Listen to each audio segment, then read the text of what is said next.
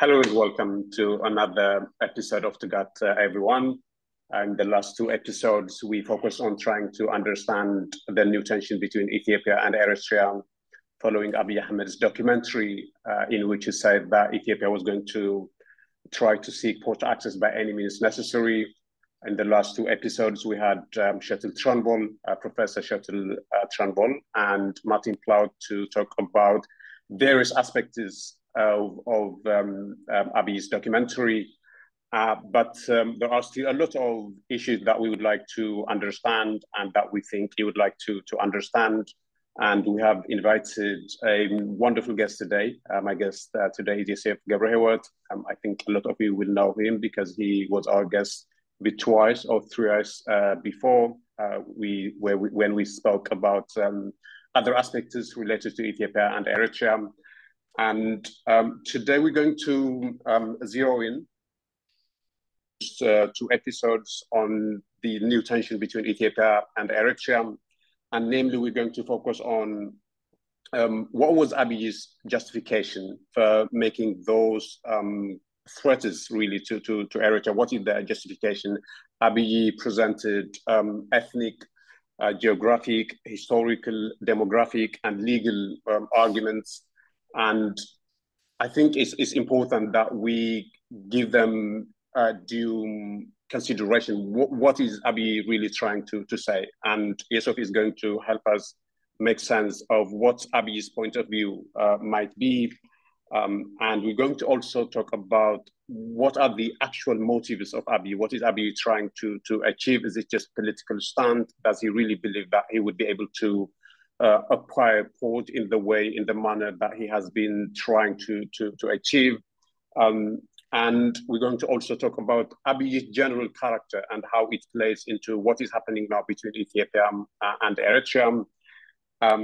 And we're going to briefly talk about why is it that Eritrea has categorically rejected Abiy's proposal.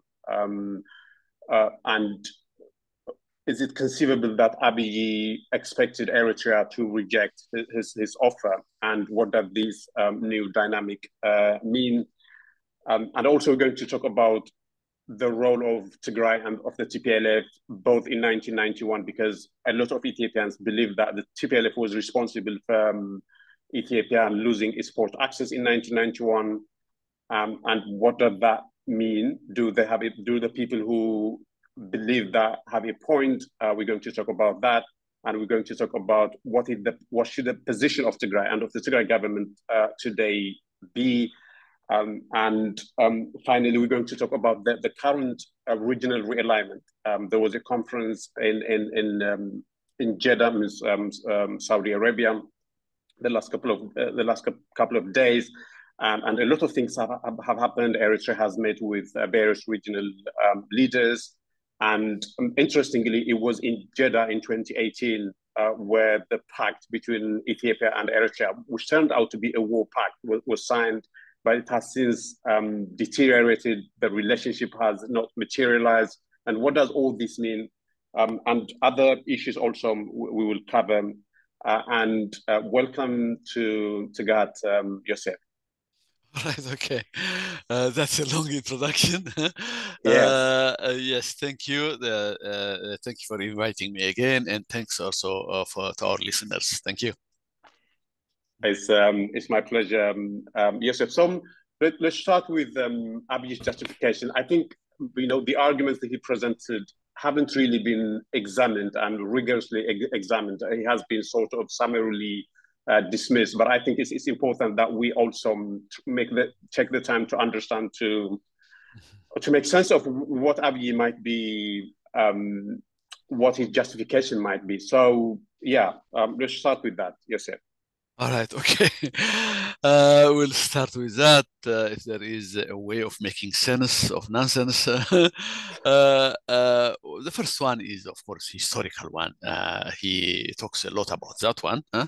But if you look at the history, prior to the union of Eritrea and Ethiopia, we have to count at least 4 centuries to find any trace of Ethiopia's claim to any port. And that was written by Francisco Alvarez, if you know him, the missionary or the monk, the Portuguese monk that came to Ethiopia. I believe it was in the early 16th century, 1520, somewhere around that. That was the only reference to a port that we have. At that time, Ethiopia had an access to Massawa. He talks about Massawa, about the church there, about Christians and Muslims living in that city. So that was the last time. Soon after that, it was the invasion of Muhammad Ghani.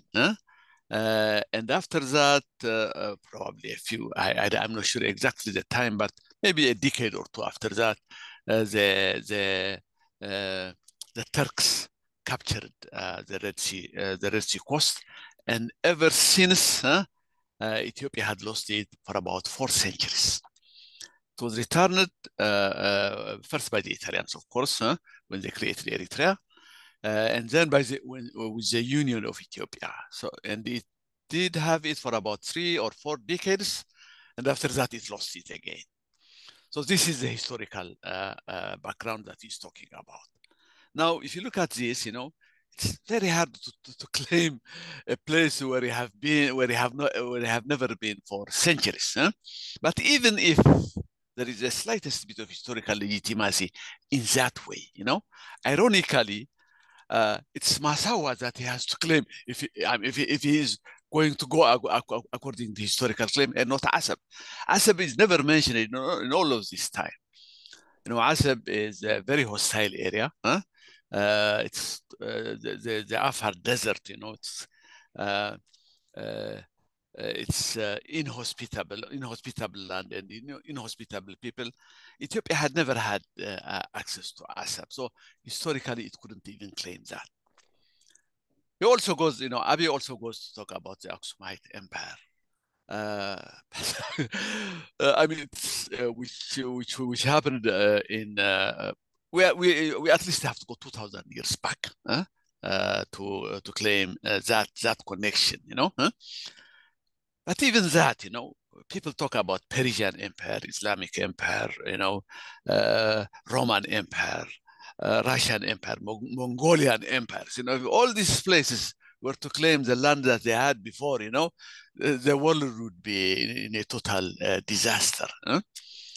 So the maps of empires keep changing due to their war fortunes and other cases.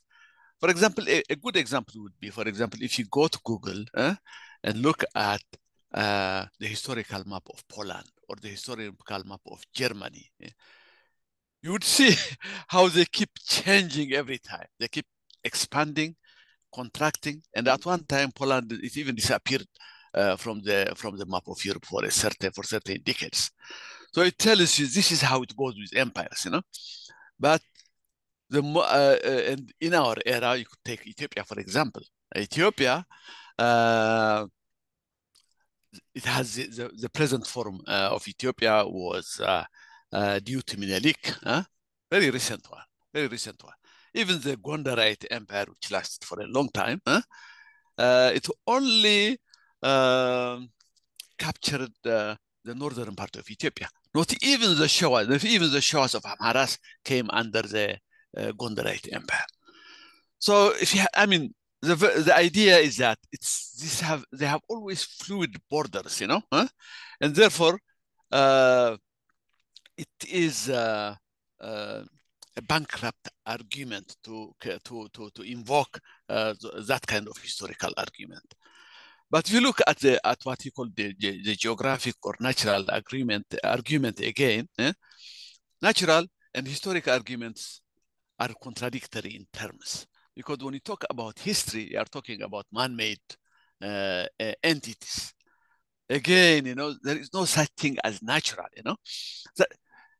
The one that he makes, another one is the ethnic now, which is a little bit plausible, but it goes both ways in ethnic when you talk in terms. For example, the Tigrinyas in Eritrea have a claim over the Tigrinyas in Tigray. He would argue, I believe that since the majority of Tigrinyas are in Tigray, it's the other way around. Also the same, probably he did that with the Afar region. He claimed that the center of this Afar people, that live in Djibouti and Eritrea, is I believe it was Asaita, or I don't remember the exact the city, but since it is in Ethiopia, which means that since the majority of the Afars are in Ethiopia, then the claim goes from Ethiopia to towards Eritrea. If that is true, then he will have a problem when he applies that same formula when it comes to Somalia. The Somali people in Somalia are greater in number than the Somali people in Ethiopia. So it doesn't make sense. But above all, it's a colonial map that has become a determining factor, especially in Africa. The reason why the African Union wants to stick with colonial maps is because you could make all kinds of claims across the border. For example, Kenya and Tanzania share the Maasai in between them. If one of them claims that since the Maasai are in Kenya, the Maasai people in Tanzania are more, or whichever it is, then it would create havoc throughout Africa. So it's not precisely because it's a just way of. They know that the colonial masters, they did draw the borders arbitrarily. They know that. They realize that that is true, and therefore it's not justified in a way. But still, the alternative is madness throughout Africa, havoc throughout Africa. So the only one, and even the population, the demographic story is the same thing. Just because you have more people, it doesn't make you, your claim to the sea doesn't make it more real than the ones that they don't have. If a nation, for example, the way he said it is, if the Ethiopian population had less population than Eritrea or Somalia, then they wouldn't have claimed access to the sea, which is absurd, So, so the only one that makes sense, I believe, is the legal one. The legal one for a reason. The legal one is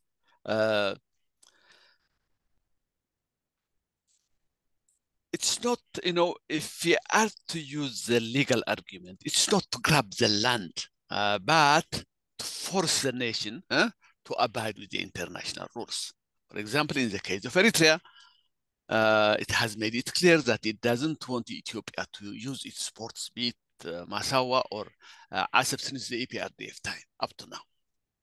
Now, that is enough of a reason to force Eritrea to do the right thing. For example, forcing Eritrea in this sense, it doesn't mean that the nation, the Isaias regime will do what they want, but at least if they aim for regime change, the world would understand what they are trying to do.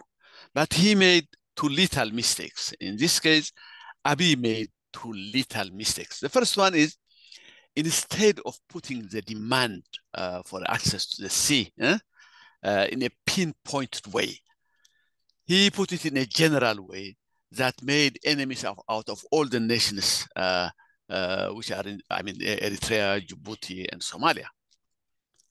Unnecessarily, he created an alliance between these two nations. Had he said only it was Eritrea that he meant, probably would have avoided the kind of, I don't think he would have avoided it entirely, but he would have avoided it to a certain extent. So, for example, if you look at Djibouti, Djibouti has every reason to get worried by what Abiy has proposed. The first one is, he has also threatened it by putting it in general terms. He has also potentially, he's also threatening Djibouti. So Djibouti, being a small nation and being the nation that is primarily provides Ethiopia the access to the sea, then it's right for Djibouti to worry about this. That's number one. The second one is, even if he made his intentions clear about Asab, that he only wanted Asab, then that would also be an existential threat to Djibouti, because Djibouti's livelihood is entirely dependent on giving access to the sea to Ethiopia. If Ethiopia takes over Assab, there is no reason why it should use Djibouti, which means literally Djibouti could die economically. But had he said, for example, regime change in Eritrea, then for Djibouti it would be simply a case of competition with another country for giving access to the sea to Ethiopia.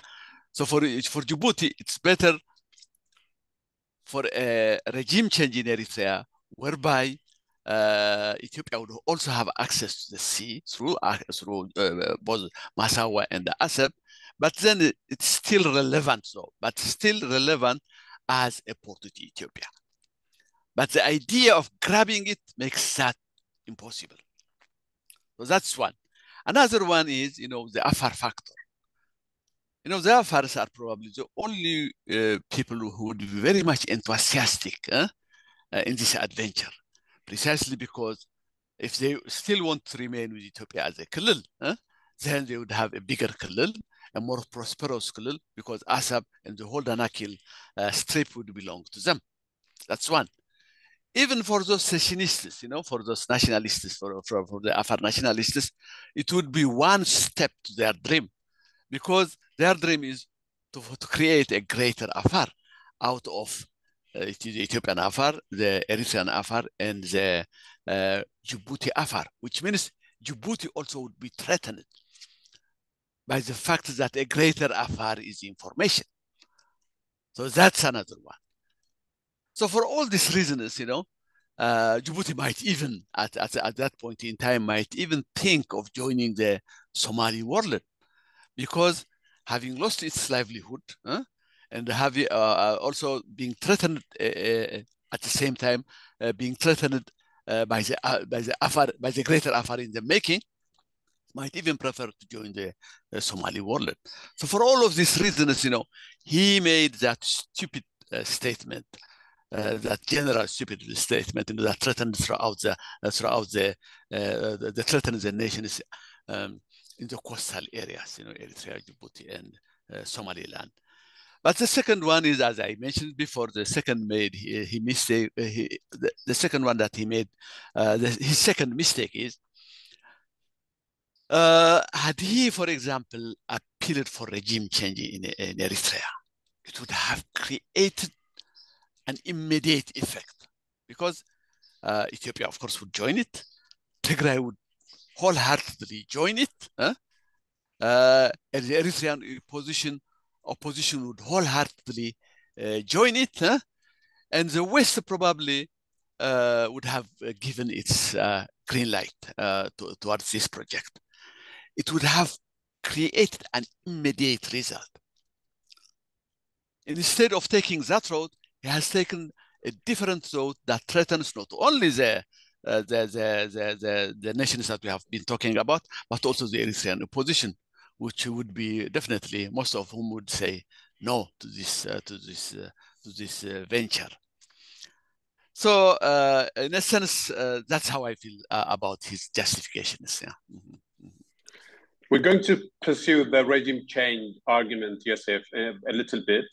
But first, maybe to Stillman Abiy's argument a little bit, to play the devil's advocate. One of the points that he raised, we also talked a point that he alluded to without being very explicit, is that whatever agreement was signed between Eritrea and Ethiopia in 1991, when the TPLF was in charge and when the PFDJ, it was then under a different name, in charge of Eritrea, Abiy's point seems to be that they were guerrilla fighters, and they were not really governments in the proper sense of the word, and therefore that whatever agreement they signed shouldn't be valid today. That seems to be one of the points that not just Abiy, but also a lot of Ethiopians constantly make. They make the point that Ethiopia wasn't represented by a legitimate government, and therefore that whatever concessions it made in 1991 should be reversed now. Well, you know what? We could also go back to the 1940s, and claim the same thing. You know, we could say, for example, people say that the agreement between Ethiopia and the Unionists was illegitimate for various reasons. You know, so this kind of things, you know, we can only get away, you know, by getting into certain parts of the agreement. Instead, you know, what you have to look is, in a sense, what they are saying is the one that signed the deal is illegitimate. If you forget all the rest of the argument, the main part of it is that both of them were guerrilla movements, the Eritrean, the EPLF and the TPLF. And once the TPLF came to power, it becomes the national government. The national government, whichever way I mean, however it came to be, it doesn't matter. The process doesn't matter. What matters is that at the point of the agreement, the Ethiopian government did the deal, entered the deal. So that's how it goes. They could blame the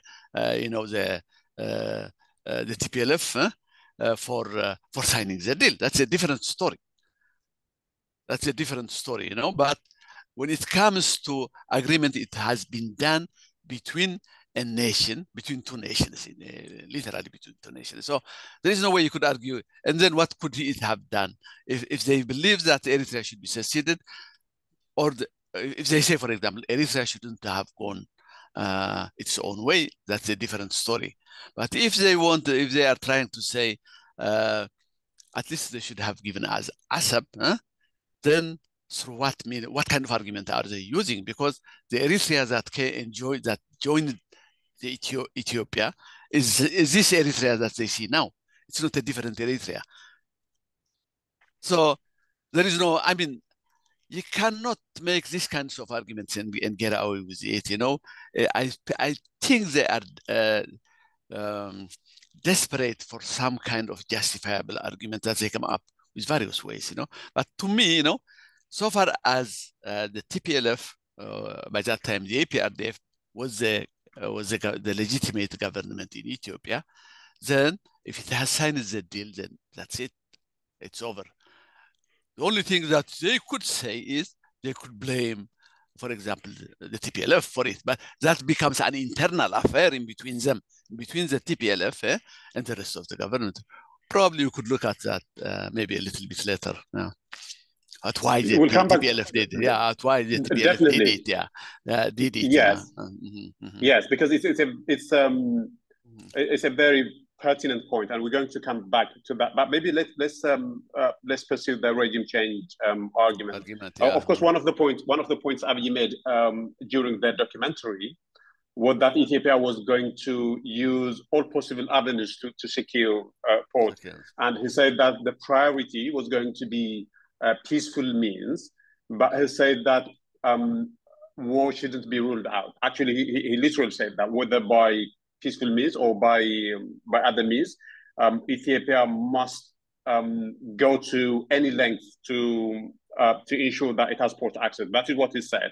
And you know, one possible interpretation of that would be that is literally a declaration of war. And I think in some quarters of Eritrea, that is how it has been interpreted. Because if you have been following reports coming out of Eritrea about troops movements alongside the Ethiopia-Eritrea border, it looks like there has been some sort of preparation, at least in defense, if not in an offensive move. So that is not something that is out of the question. But I would like to know what you're reading is in terms of military operation from Ethiopia's side. Well, you know, there is no, I mean, you cannot say, for example, if I, let's say, if I meet you on the streets and say, give me your jacket, peaceful means, by peaceful means. If not, I will take it through. I mean, I'll draw my knife, you know, until you give it me. I mean, the first time when I said, give me your jacket through peaceful means, it's a threat. It's a threat that if you don't do it, then I will do it this way. So there is no peaceful means in this process. It is, you know, a real threat.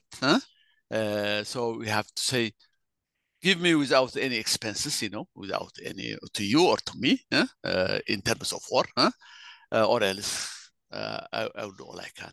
I don't see how this could be interpreted. This is a declaration of war. But when I say this, I don't mean that Ethiopia has no legitimacy to go to war with Eritrea. That's where I differ with others.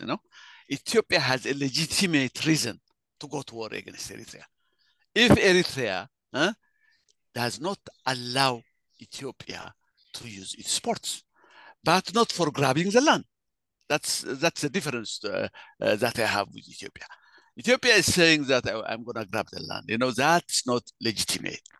But it has a legitimate reason to go fully to war against Eritrea. Because, if a nation, take for example, Djibouti. Because I think, because Eritrea has been doing it for such a long time, people are not looking at it in the right way. Think, for example, Djibouti. Djibouti, let's say, tomorrow morning decides to stop all kinds of transportation with Ethiopia. It says to Ethiopia, from now on, I'm not gonna let you use the port. Now, what do you think Ethiopia should do under this circumstance? Should go to war. There's no other solution to it, because it's almost killing Ethiopia economically. So it's the same thing that Eritrea has done to Ethiopia. So Ethiopia has legitimate reason to go to war against Eritrea. On that I agree. The difference between me and the others is that the others are saying, claiming that somehow, since Ethiopia has a different means of doing it, for example, since Ethiopia is using Djibouti, then it shouldn't go to war, and the Eritreans also have a different concept of port possession. They feel that since it is their own, they could do whatever with it. They could do whatever way with it.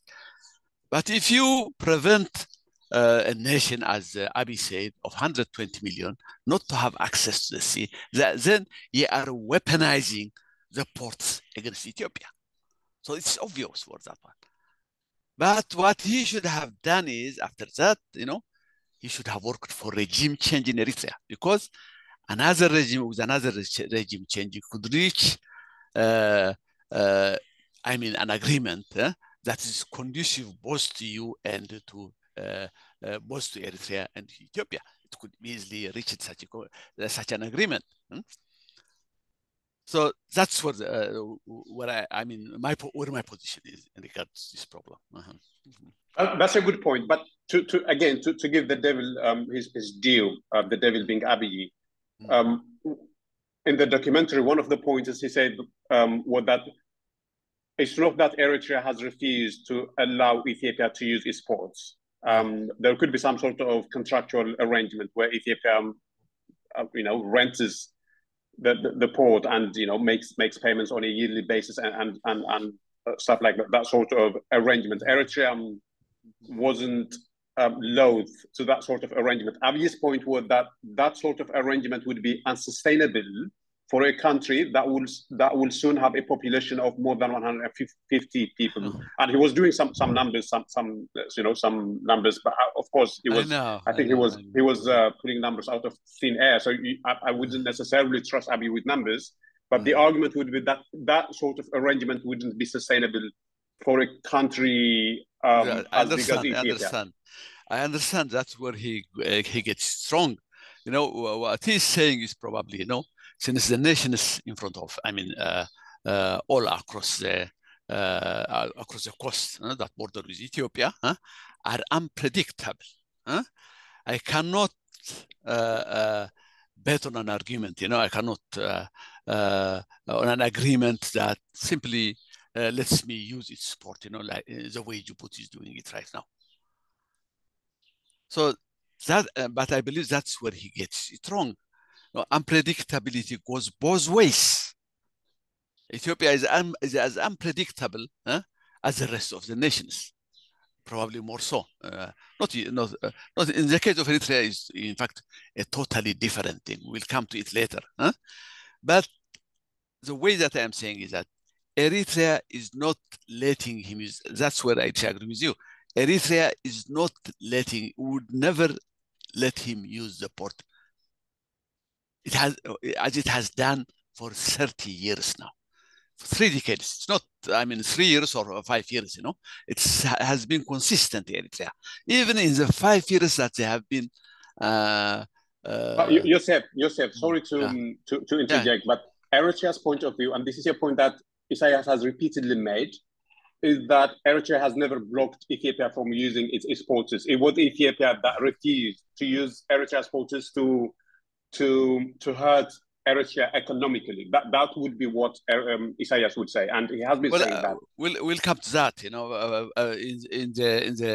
the summary that he gave before, you have asked one question that you have asked was whether Eritrea, why is Eritrea refusing to? So we'll come to that if that is the case or not, because we'll go in detail in that when you raise that question. What I am saying is, though, Isaias is lying. Eritrea refused, would never allow Ethiopia to use its force for different reasons. We'll come to that later. But Abiy, the only way Abiy could assure the use of the port in the regular way that we are talking about is by bringing regime change in Eritrea. The way he's putting it, the fact that, he should have, the only way he could assure Ethiopia's interest is by owning a coastal area, by owning a port, literally by owning Asab in the Danakil area, is wrong. So that's what I'm saying, but later we'll come to it, I believe. Okay, so because it's a bit detailed, why I'm claiming that Eritrea is refusing to, not to let Ethiopia use its ports has been going on for 3 decades. Even in the 5 years, imagine, even in the 5 years that they have been, so-called partnership, it hasn't opened either Masawa or even Asab. Forget about Masawa. Maybe you could say Masawa, it didn't want to open Masawa because, Tigray would benefit from it. But think about Asab. Why was it impossible for Eritrea to open Asab? To use Ethiopia as a port of Asab in the 5 years? It's not, it's not 5 months. This is 5 years. So we'll come to that, I believe. So, Yeah, I think we're going to revisit the regime change argument because indicators are that there could be war between Ethiopia and Eritrea, and it would be a miss if we didn't cover that. But we're not going to get hung up on that now. Yeah. So you're going to correct me if I mischaracterize what you have just said in terms of Abiy's arguments, but you sort of, in short, what you're saying that Abiy's arguments at best ill-conceived and at worst stupid. And presumably his advisors would have told him that what he was saying wasn't really a serious, solid argument. But he went on and made those arguments nonetheless. Why? What could his motives have been? Well, anyway, okay. So his actual motives, I think, people have been mentioning, probably a dozen of motives, have been attributing a dozen of motives to Abiy. But let's go over the usual ones. The first one, I think, the first reason is Abiy believes it's a doable job. It's a feasible one. This is not an easy, an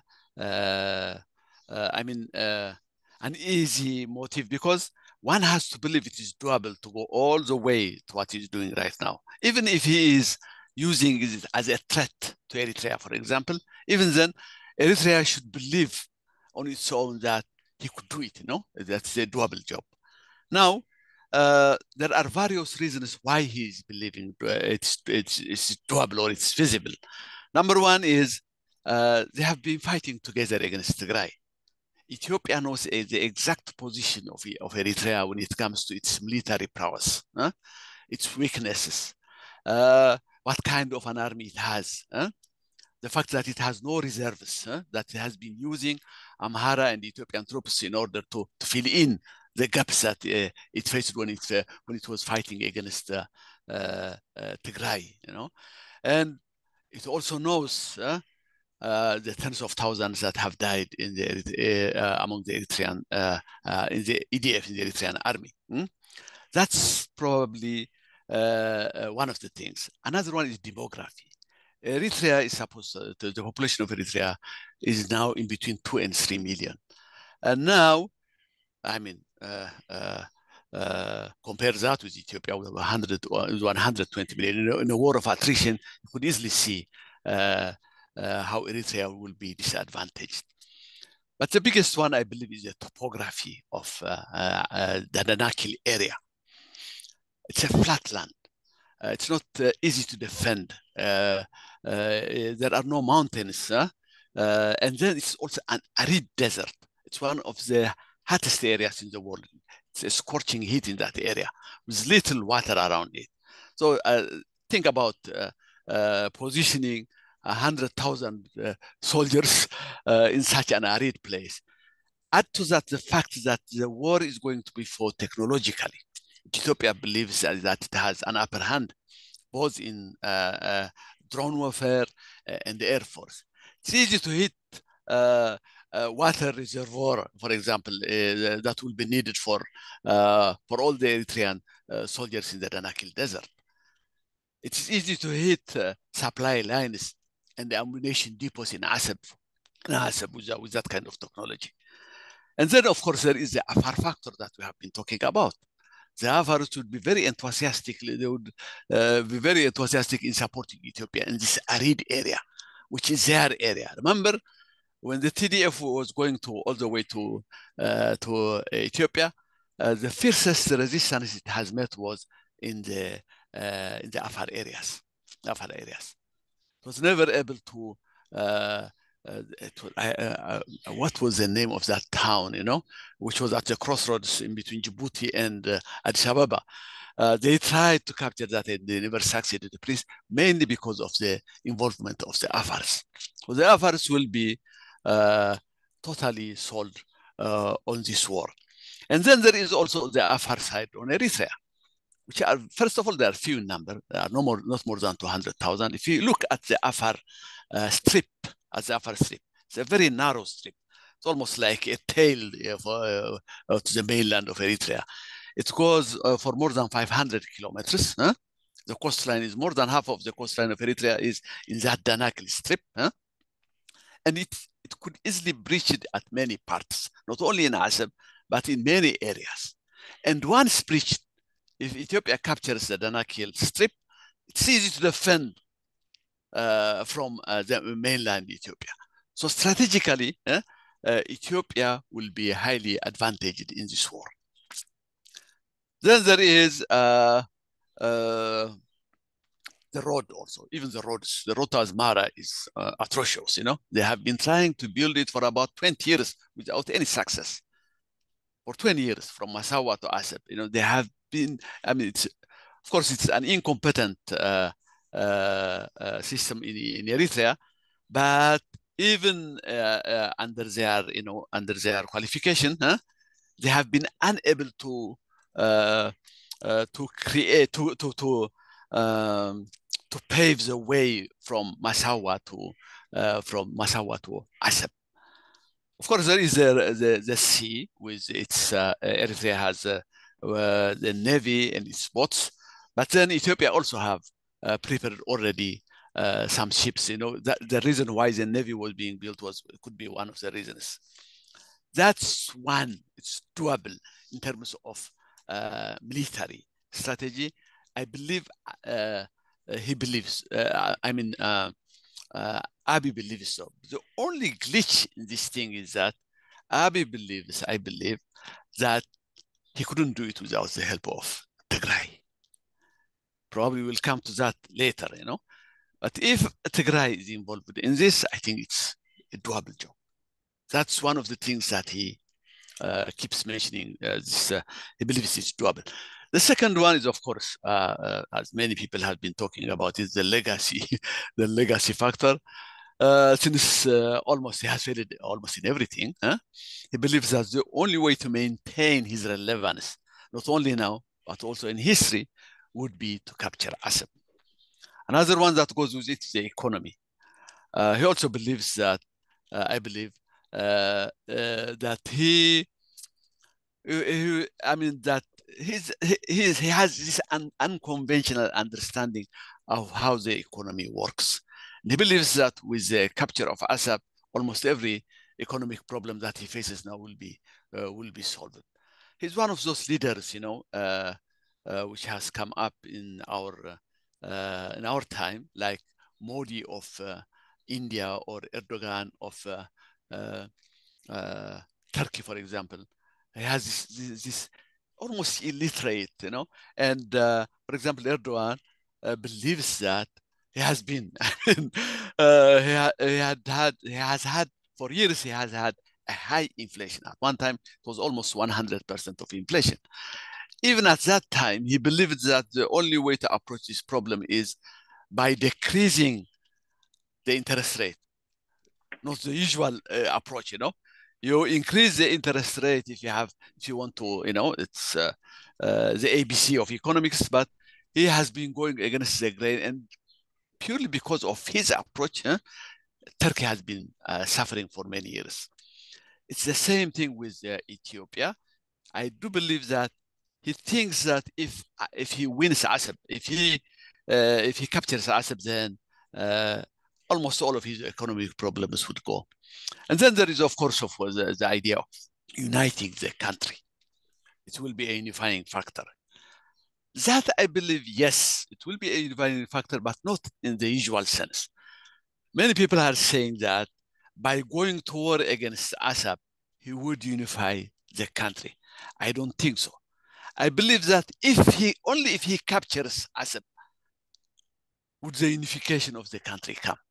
So it's the other way around. Only if he succeeds in capturing the Danakil, the coastal area in the Danakil, then I'm sure that it will be almost impossible for others not to side with him. Even the Amharas, I believe, would side with him once he captures Assad. So it's the other way around. It's not the war that will unify them, but it's the victory that will, if it happens, that will unify them. And then, of course, there is the one that we usually forget, that he is doing it also for retributive reasons. He believes that Eritrea has been going against him. It has been destabilizing him by arming the Amharas, especially, but other fronts too.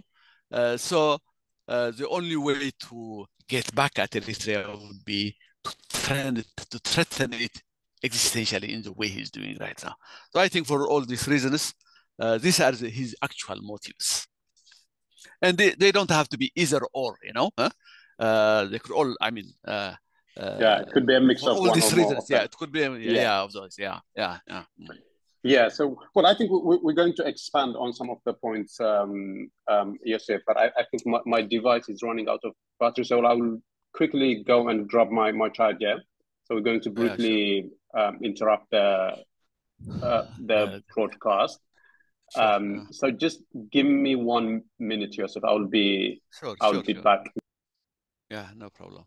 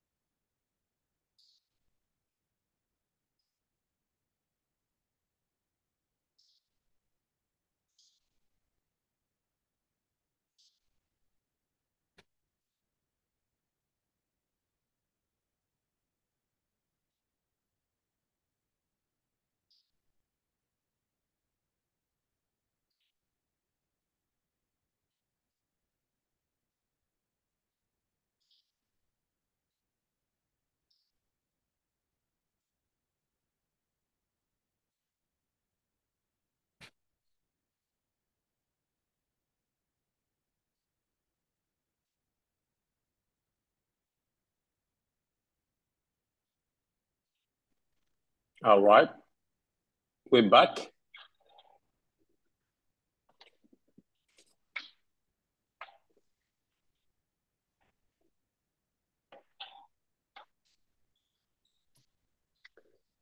Sorry for the interruption.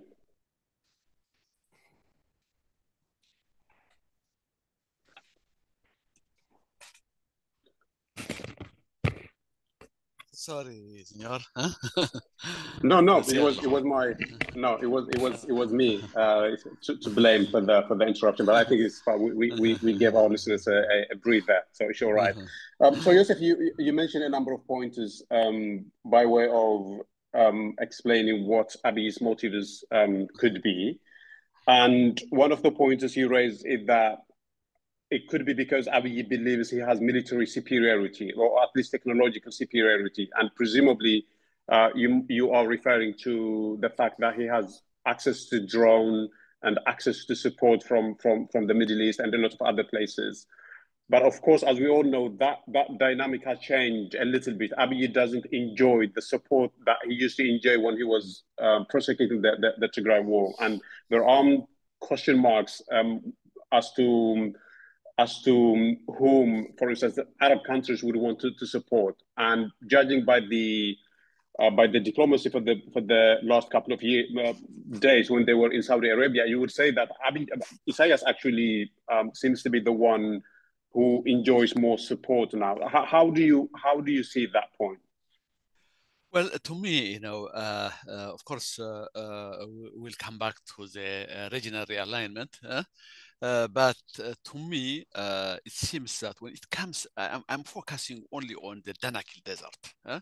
That's what I have been stressing, where the superiority, where the Ethiopian superiority would come.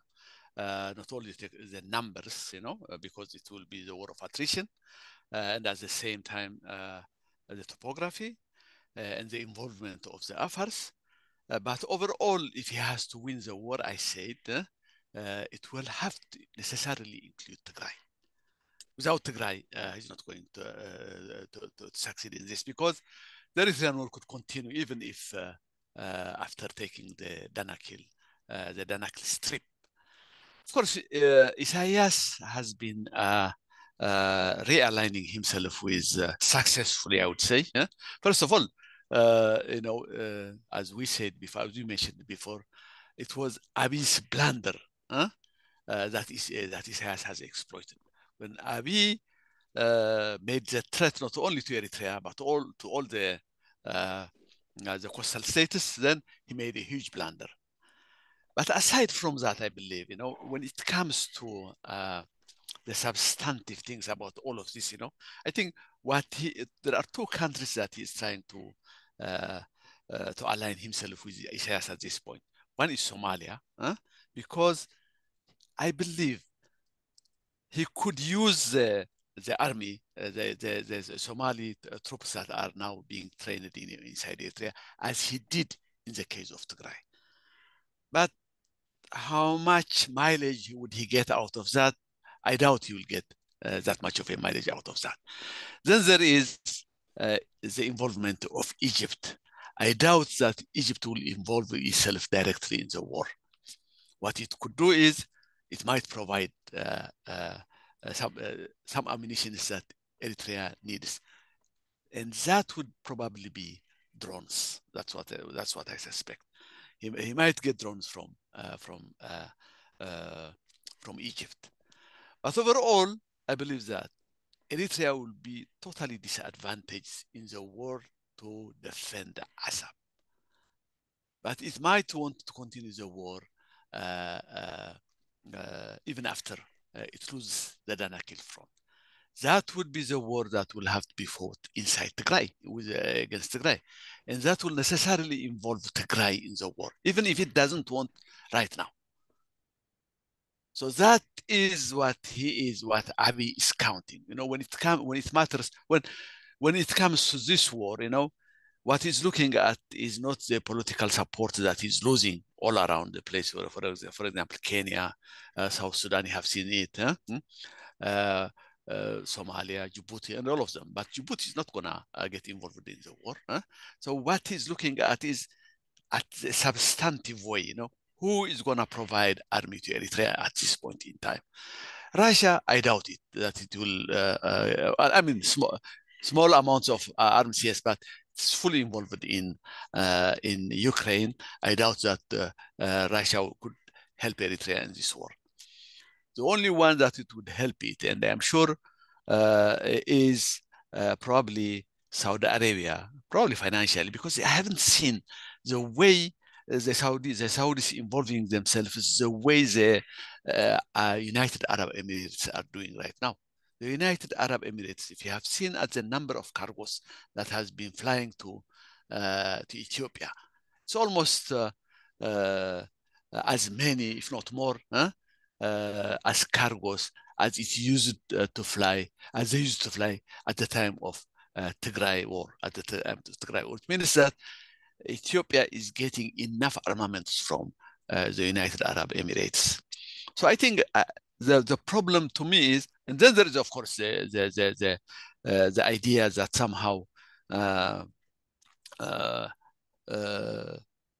since I mean both Isaias and Abiy had this attribute that is disadvantageous to them to some extent. Both of them, they have no people, no group, no population group that they can call their own. There is no emotional attachment. For example, that they wouldn't disrupt if they find it necessary. It's the same way that they do. For example, Isaias, if you have looked at Isaias, he keeps changing his alliances whenever he finds it advantageous to him. He had been with, flirting with Iran at a certain point in time. When the Arabs outbidded Iran, then he switched sides and so on. He had been, if I could count it, from the very beginning. First, it was Libya, then it was Iran with what do you call Yemen, and then of course no, and then also at that time also there were Qatar. He was visiting Qatar the same way he's visiting now Saudi Arabia. Then it was United Arab Emirates. Now it is Saudi Arabia. So he doesn't give a damn. All that he looks at whether it's disadvantageous to him at that particular time. Even when he look at what he has done in Russia when he went to Russia. He went all the way against the US. But he was also courting the US to use the port of Assab, I remember, after 9/11. So that's how he works. But the same way also, he doesn't feel emotionally connected with any other population group, even within Eritrea or outside of Eritrea. To him, for example, the Amharas and the Tigray or the Tigrinya in Eritrea and the Amharas in Ethiopia, he faces them with equal distance. The same is true with Abiy. Abiy's strength lies in the fact that there are no people he calls his own, be it Amharas, Tigrayans, Afars, or even Oromos. So he could easily switch from one population group to another. So at this point in time, he has felt secure that he could use the Ethiopian population, probably Oromos more than anybody else at this point in time, to capture Assad. So to me, the advantage is on the side of Abiy. Well, I think it's good that you mentioned the characters of both Isaias and Abiy. We know that they are both, transactional. They don't really value loyalty.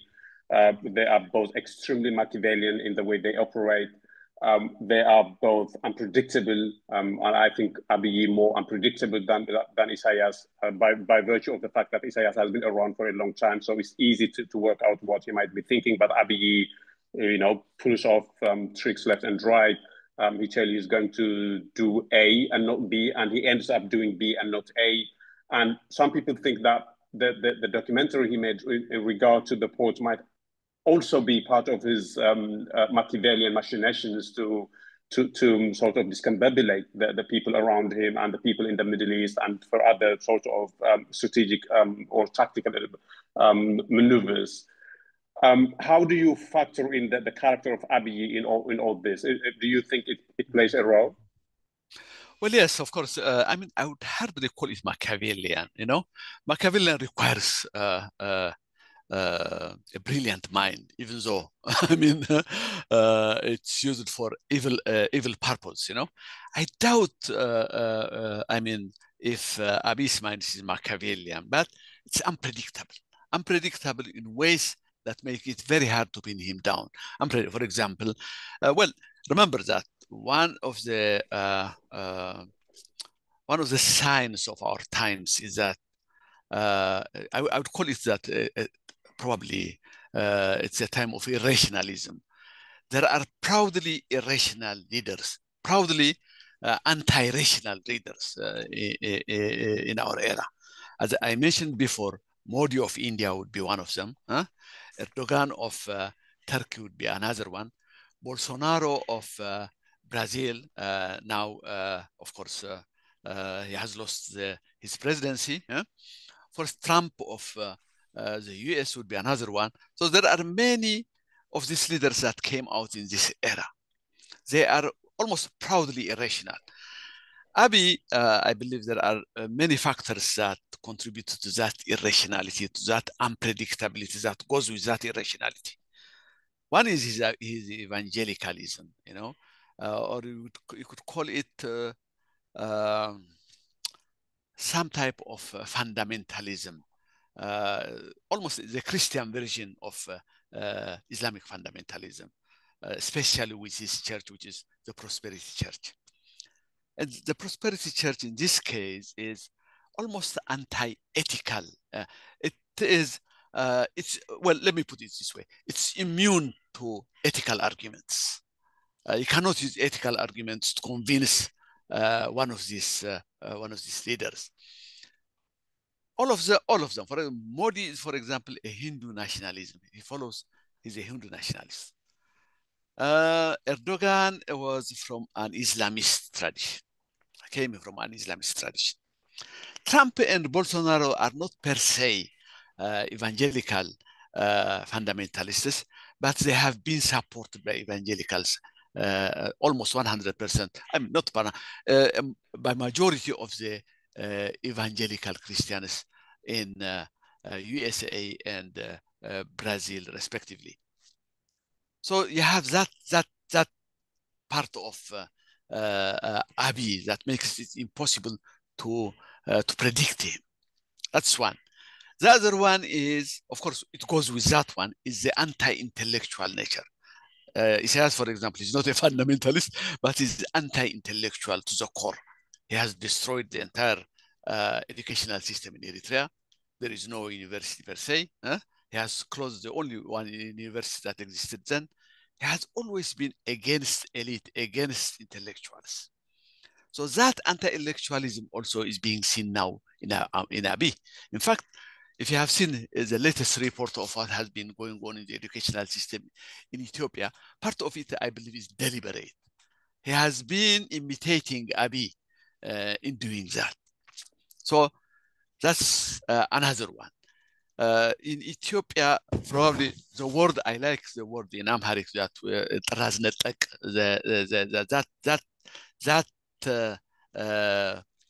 adjective captures it all. With that one, you could also see his concept of civilization. What does it mean for Abiy to be civilized, to have a civilized nation? The idea, I mean, that what kind of modernity does Abiy has in his mind? For example, I remember at one time he was gushing over Dubai. He was impressed by its architecture. And the way he was explaining the architecture of Dubai, for somebody who knows, I mean, architecture, it would be laughable, but for him, the glitz of Dubai was all that he wanted. And you could see it now. For example, in Addis Ababa, the parks that he, I mean, the money that he has been spending on creating parks inside Addis Ababa, or in the palace that he's building. Imagine he's using about $10 billion. Imagine in Ethiopia, huh? $10 billion. What does it mean? $10 billion, you know? Huh? $10 billion he's using to build a palace. Now, that for him, I would call it, to me, I would call it appearance modernity. To be modern is to appear modern. It's probably sums up the philosophy of this kind of leaders. I would mention again two leaders. One is Modi himself. He has built a white palace.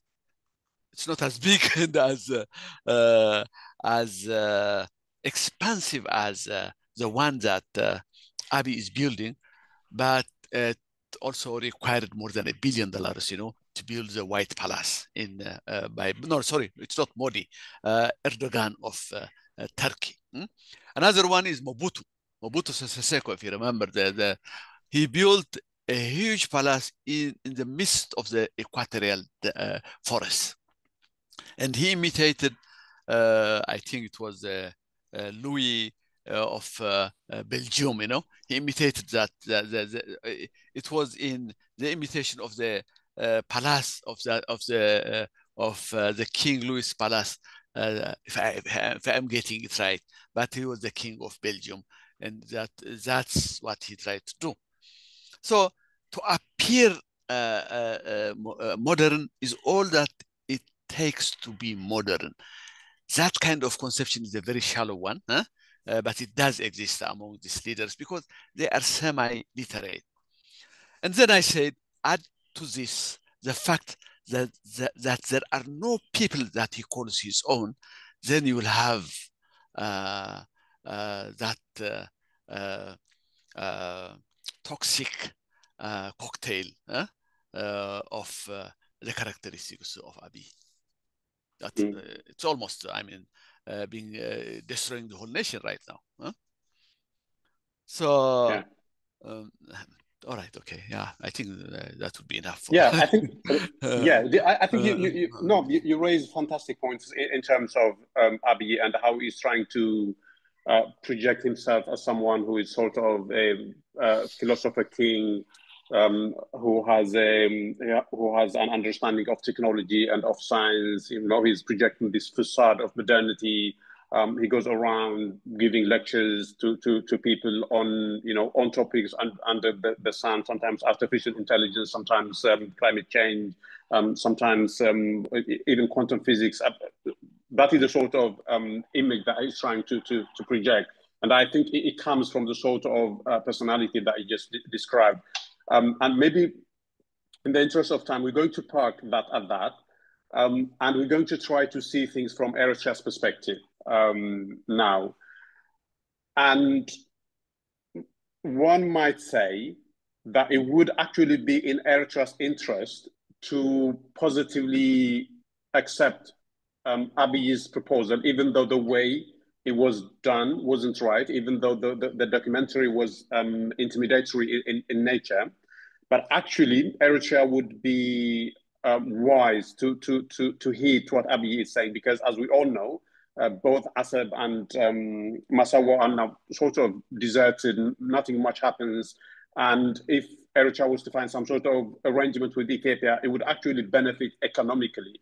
But that doesn't seem to be the path that Eritrea is following, because Eritrea has sort of categorically rejected Abiy's offer, and it looks like Eritrea is now preparing to defend itself in the event that war is declared on it. What could the rationale or the thinking from Eritrea's side be? All right, okay. If you accuse a deaf person for not listening to you, then you are getting it wrong, definitely. You are not seeing it, you know, his failure to respond to your questions. You are not attributing to his nature, you know. You are saying that he's doing it intentionally to harm you or whatever it is, you know. In the case of Eritrea, that's why I want to put it differently. I feel that Eritrea is refusing. We'll come back. We'll come to that. We have come again to that issue. Eritrea has been refusing, has been reluctant to let Ethiopia use its ports for 3 decades. Why do I do that? I think that's where the biggest question should come up. Okay, now think about a totalitarian nation like North Korea. What does it have to do in order to survive as the kind of system, the kind of totalitarian system that it is? What does it have to do? Number one, any totalitarian system follows this rule. Number one, it has to seal off the nation completely. It has to seal off from the neighboring countries completely. That's what the first thing that it has to do is that one. Number two, it has to be able to create a self-reliant economy, because these two are the two faces or the two sides of the same coin. If you don't have a self-reliant economy, then we will be forced to open up the nation, which means you will fail to seal off the country completely. Now, Eritrea is a totalitarian nation. Eritrea is a totalitarian nation, and as a result of that, the number one intention of Eritrea is to seal off Eritrea from every other nation, from Ethiopia, Djibouti, Sudan, and any other nation, even across the Red Sea, any other nation. That's what it has been trying to do for about 30 years. Why does it want to do that? Because the system will not survive in an open environment. The Eritrean totalitarian system will not survive in an open environment. It's as simple as that.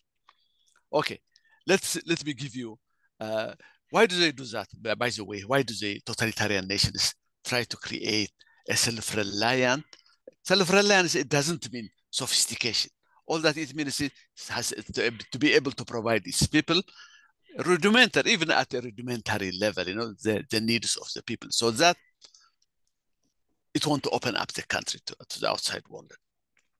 Now, Eritrea, let me give you an example of what it would face Eritrea if it opens up.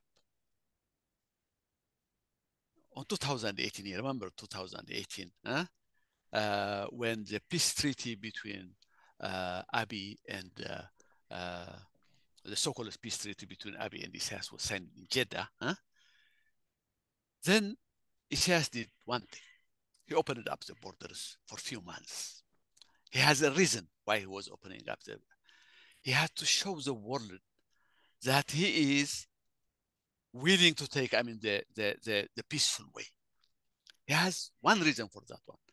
He wanted the United Nations to lift the sanctions, to lift the arms embargo. He needed that badly. So he used Abiy to rehabilitate Eritrea in the world. And part of that process was he has to show the world that he is now a rehabilitated man, that he wants Eritrea, that he wants to open Eritrea to the world, and especially to the neighboring country, to Ethiopia. So he opened it up. For about 6 months or so, he opened it up. And what happened? Tens of thousands of Eritreans flooded Tigray. They want to leave the nation, because this was for them was a huge opportunity. They used to do that through various means, they shoot at site police at the border areas, and if you are captured in between, you will spend years in prison. So now it was for free. They will visit Tigray and never come back. Many of them, especially the women who have been trapped, young girls that have been trapped in Eritrea for years, they went out in tens of thousands. Now, it has news that this will happen, but this was part of the cost that he has to pay at that time in order to show that the facade that he wants to show to the world. Now, And even that happened, because the Eritreans believed that these open borders will continue for years.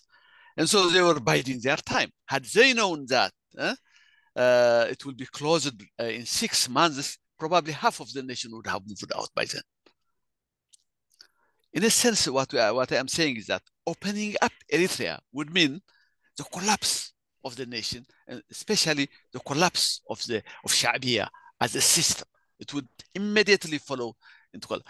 Even after having sealed off Eritrea, more than 1 million people have escaped Eritrea in those 2-3 decades.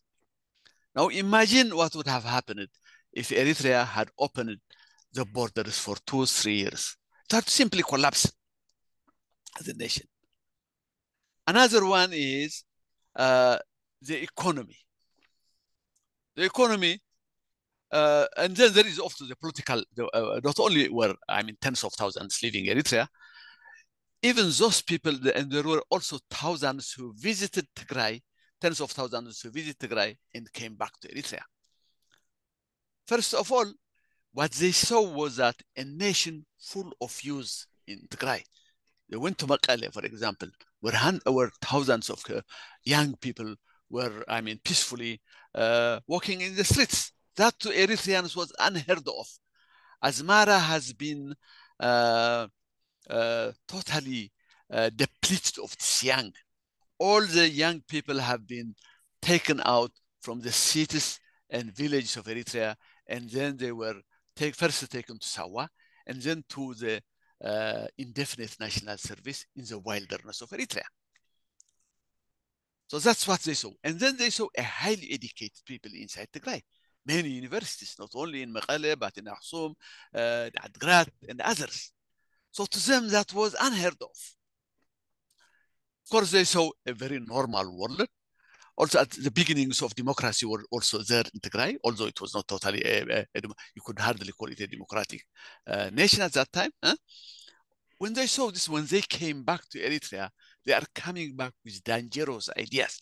This is a totalitarian system that has allowed people to go to visit a nation outside itself and come back. This never happens in any totalitarian nation. But as soon as Isaias Afwerki got what he wanted, that is, the UN lifted his sanctions, he closed it. Another reason was the economy.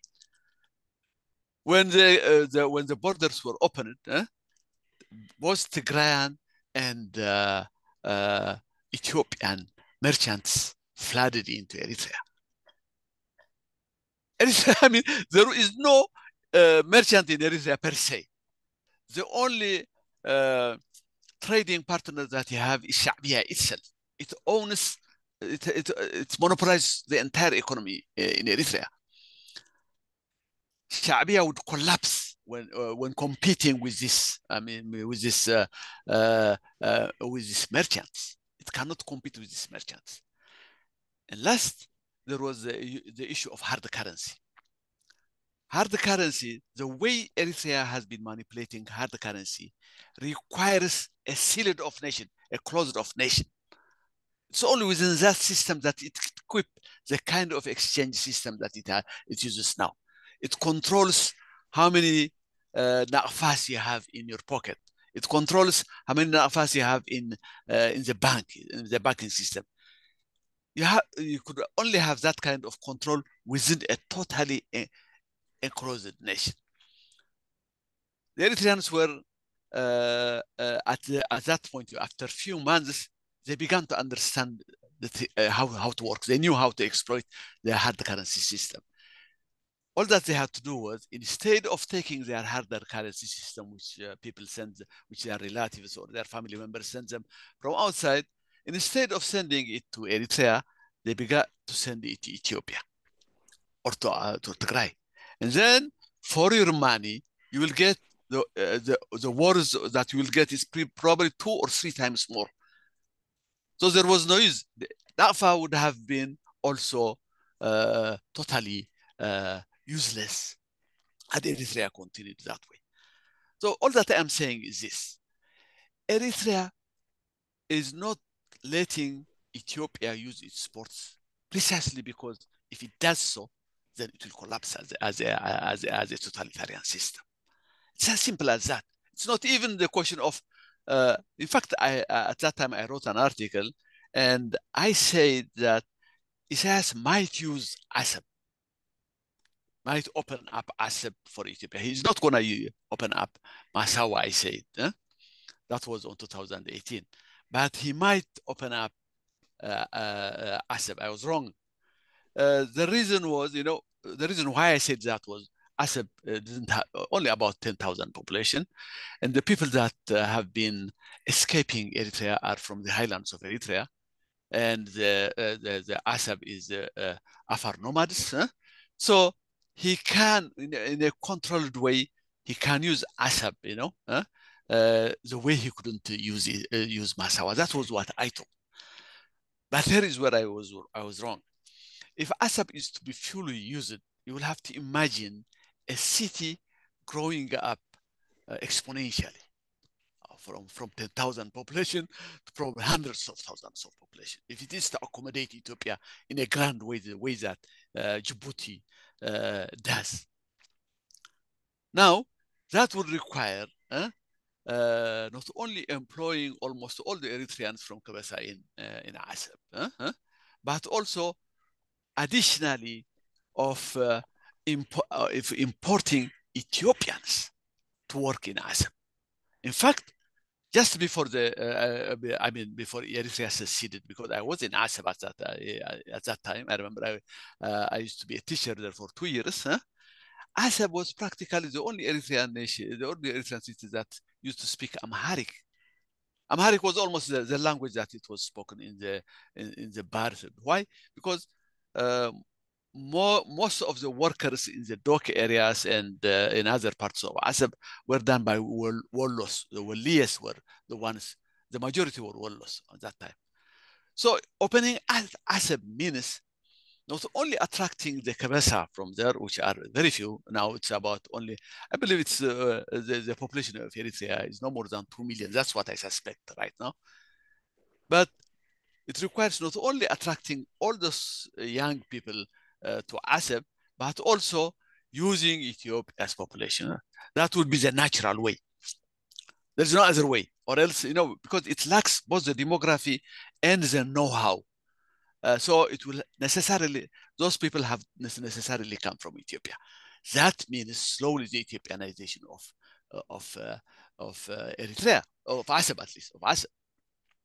So if he is to avoid all of that, then it's for him, the right thing to do was the thing that he did. So that's why I am saying that it's not designed. He's not designing it to prevent Ethiopia. It's impossible for him to open up Eritrea without simultaneously destroying Sha'biya as a totalitarian system. If you understand that, then the only way to get access to these two ports would be to change the system.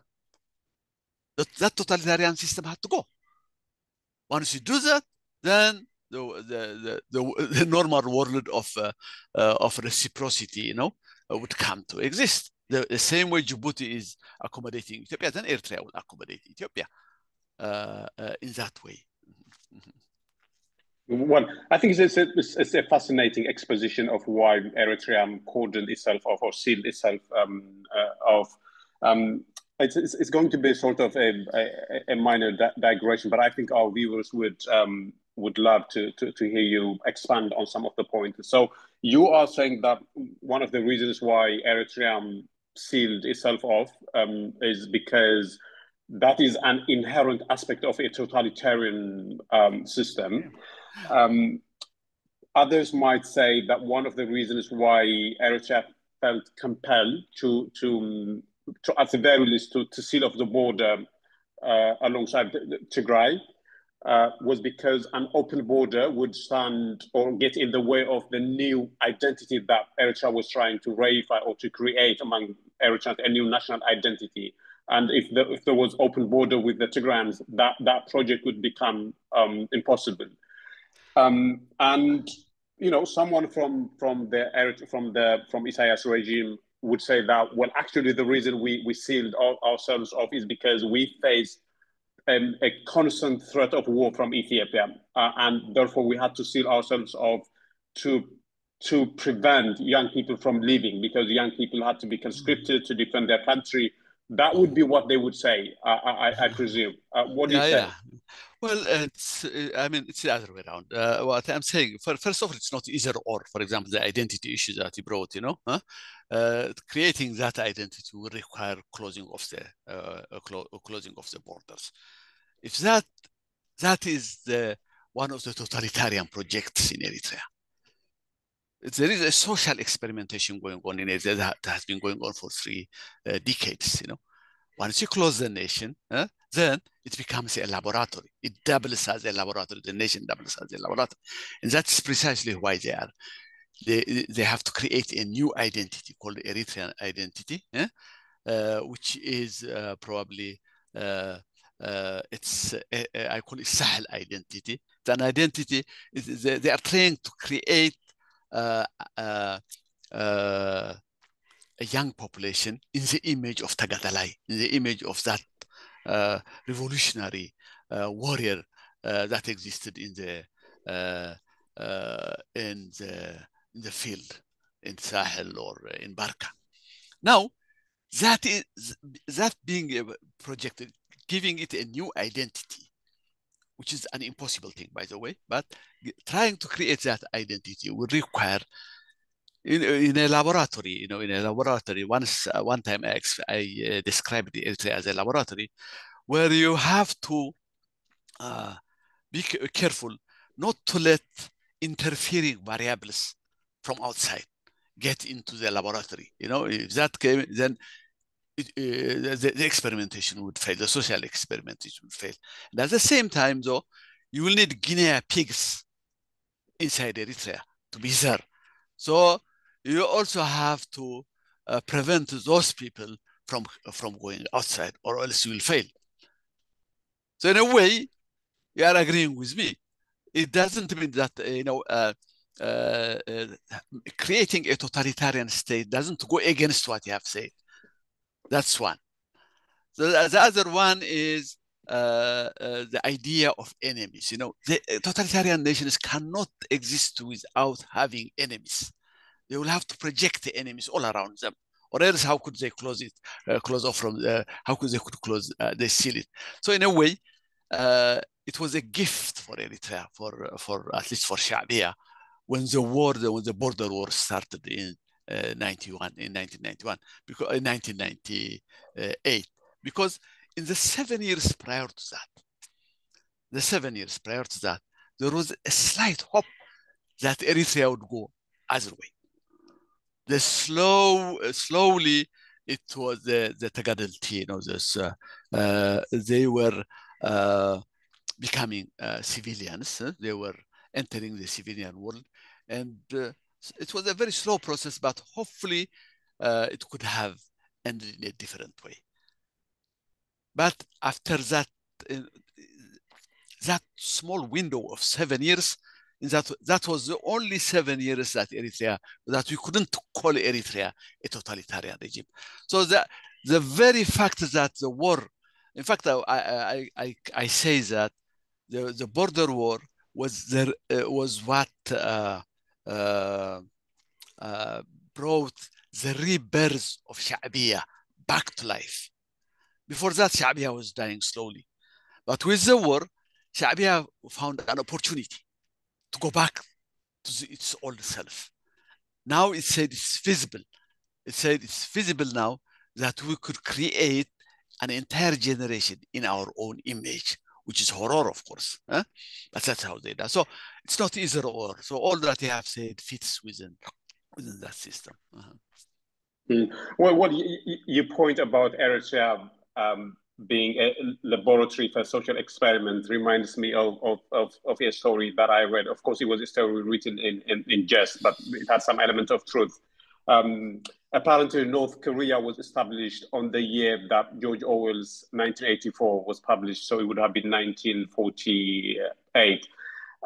And the writer said that what happened then was, North Korean leader got a copy of George Orwell's book, and he went on a project of giving the book, the dystopian vision, a try. And North Korea has actually been an experiment at that. And if you want to sort of know what happens when you try to create that sort of society, the dystopian society envisioned by George Orwell in the book, you go to North Korea. So South Korea, something yeah. like that. And of course, we don't Yeah. know what Isaias's vision might be. We know that he has been trying to create a new identity, a new national sense of being, but maybe he has more in his mind.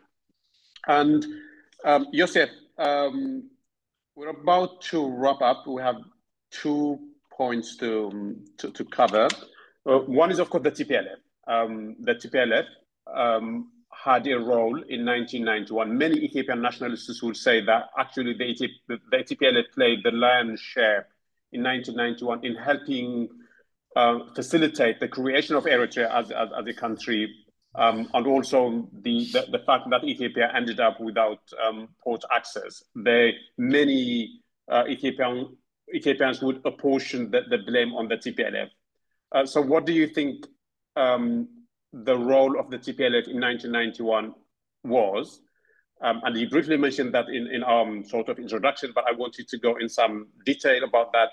And how do you think the TPLF should position itself now in the midst of what's happening between Ethiopia and Eritrea, and maybe in the wider regional alliances emerging?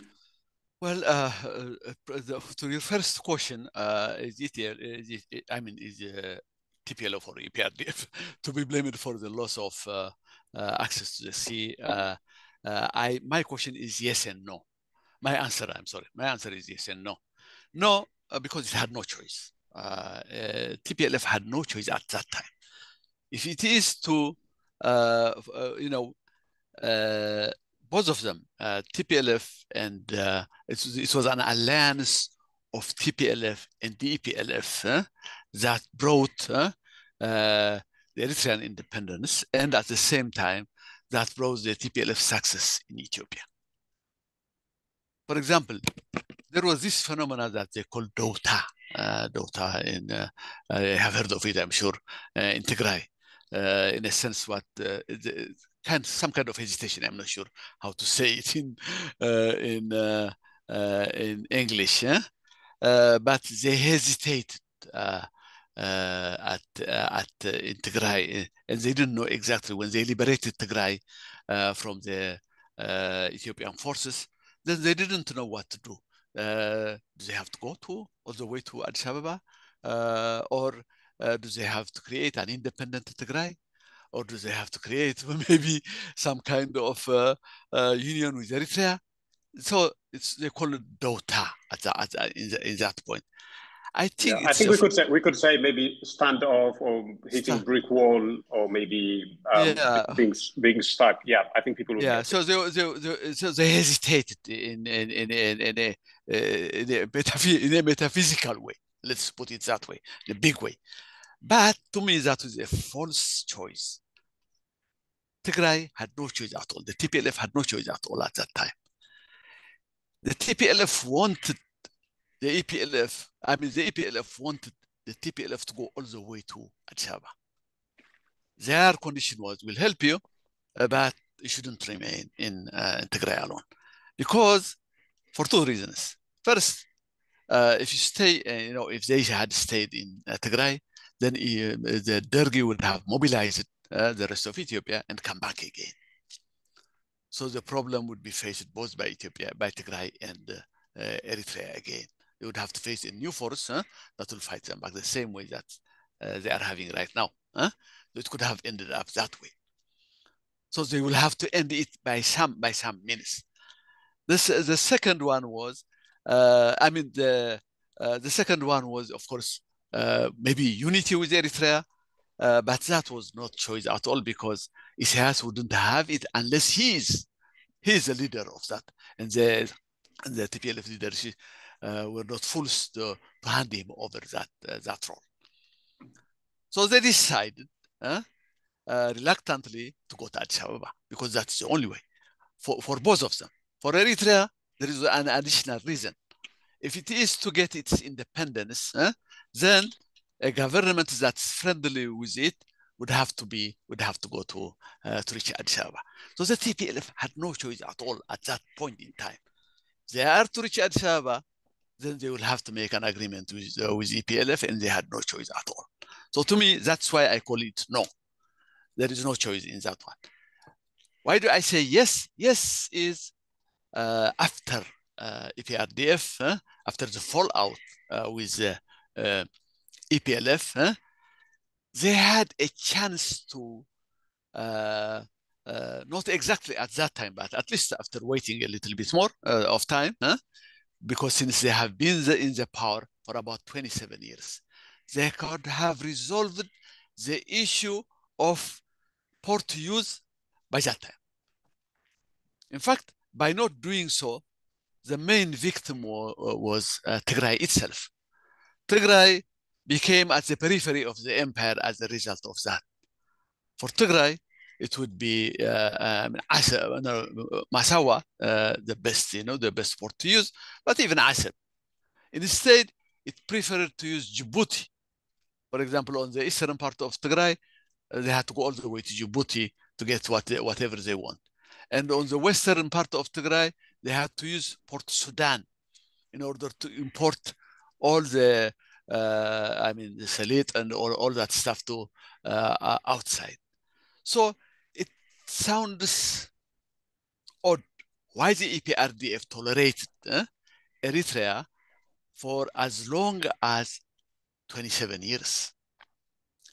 Now, when I'm saying that, I'm not saying that they should have gone and grabbed the land. That's not, that's where I come in. They should have worked for regime change in Eritrea a long time ago. Had they done that, they would have avoided all the catastrophes that Tigray has faced since then. They would have avoided the genocide that Tigray has been facing. They would have avoided the encirclement that still exists in Tigray. Even Tigray right now, it's under siege. The only opening that it has is through Afar area, a slight window. The rest is total encirclement. They would have avoided all of this had they solved the problem of Eritrea. Instead, they chose containment as opposed to regime change. Have they done that? Somehow, I don't know. I believe that their love for fellow Tagadelti, on the other side of the Marab, because they have been together, I think it has never waned in Tigray, especially among the leadership, and they are paying for it. That's what I believe. So, to me, the issue is changing the regime in Eritrea. It could have been done by EPRDF. It could be done now by joint forces of Tigray and Addis Ababa. Well, we're going to come back to how it might be done. I'm not holding you from what that you bargained for, Yosief, but I think there is a universal consensus now in terms of the fact that TPLF's policy with respect to Eritrea was wholly mistaken. I think from passing on the opportunity to bring about regime change, to some of the very bizarre positions that the TPLF has taken with respect to Eritrea, some of them really laughable and indefensible.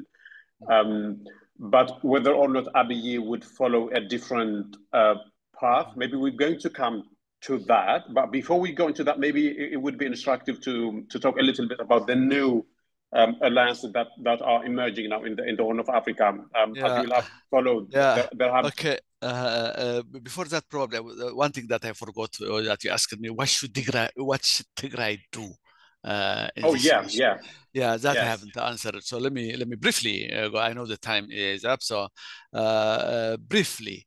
Well, to me, the only question Tigray should ask in this case is that how can I get out of this encirclement?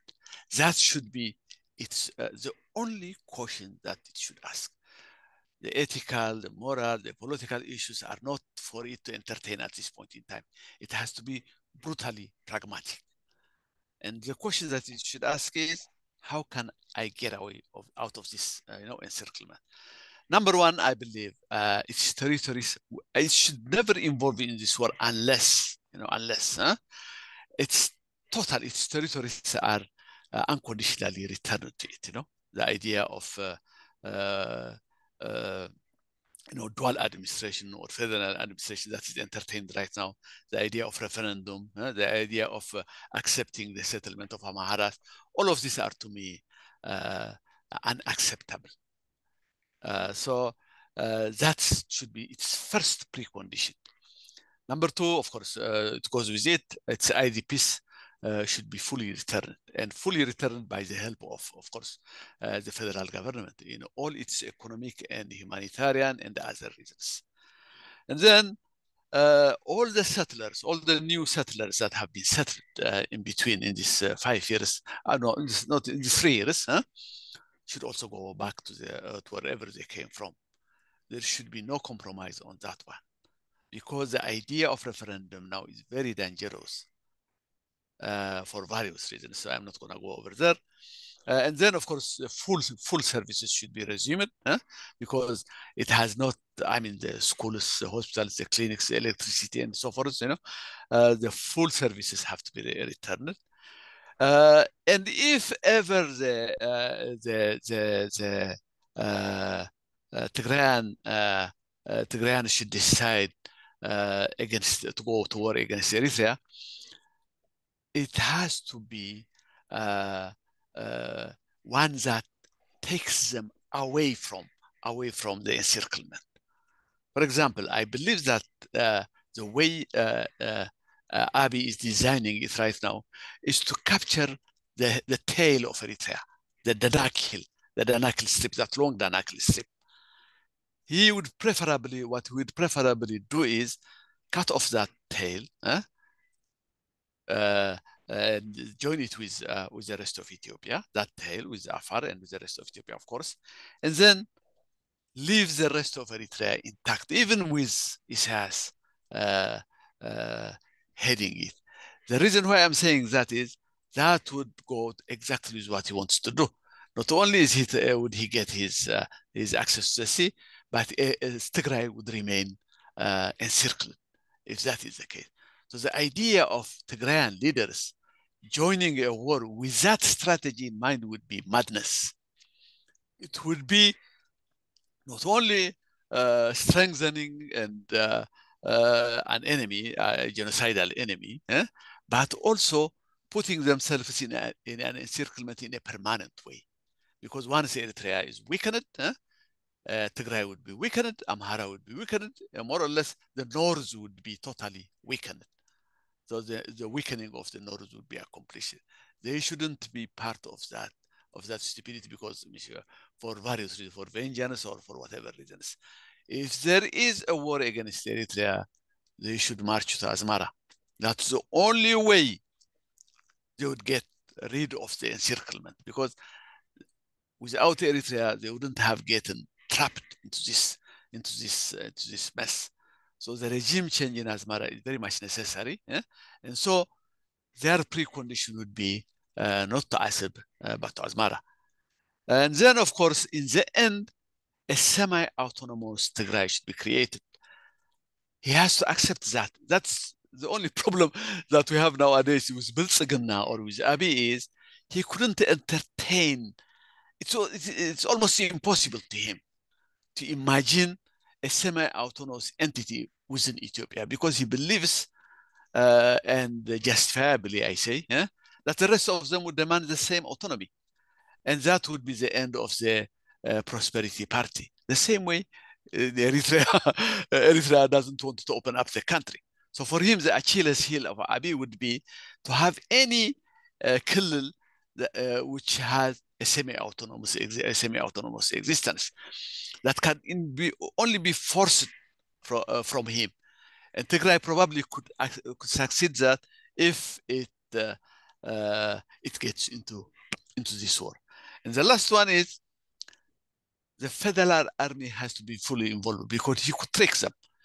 He could create a war, for example, inside Tigray with a conflict inside Tigray with at the border of Tigray and Eritrea, and leave that war for Tigray to fight. And then he will focus on the Danakil area. They have to come up with a strategy that wouldn't leave them fighting the major war after all this sacrifice that they have made. They cannot afford to fight a war, the major part of the war. So all of this has to be involved. So that's what I'm saying, because all that I am interested right now is Tigray should come out of this encirclement. As an Eritrean, I believe that if Tigray survives, we will survive. Tigray doesn't survive, will not survive. So primarily, Tigray has to work for its survival, for its existence. All right. Well, I think you are presenting a well thought out idea with respect to Tigray. Maybe one or two caveat to add there is that number one, it looks like there is a lot of schisms in Tigray. It doesn't look like they are operating as a political party. The sort of the political mechanism in Tigray seems to have been broken. So that is one problem. Another problem is because of the agreement they signed with Abiy, they don't, even if they were to find a way of coming up with strategies and ideas, they wouldn't have the leverage or what is the word, the agency to be able to think independently. They are now completely at the mercy of what Abiy says. And then there is the problem that political appetite in Tigray seems to have been completely dashed because of what has happened. So there are a number of problems, but I hope some people will listen to what you're saying. So if you could sort of zoom out and try to see from a different vantage point, maybe from the vantage point of the Horn of Africa, even including from the Gulf states and stuff, and also taking into account the summit that Saudi Arabia held for African countries and how it went for Abiy and for Isaiah. By the look of things, Abiy went to Saudi Arabia and left as soon as his feet could get him out of Saudi Arabia. And from what I have been reading, he doesn't look like that he had a good time or a productive time. I think he was rebuffed by Isaias and by Ruto and by other leaders. Whereas on the contrary, it looks like Isaias had a very fruitful and productive summit. He was able to hold discussions, and he has discussed the issue of Red Sea, and it looks like he's trying to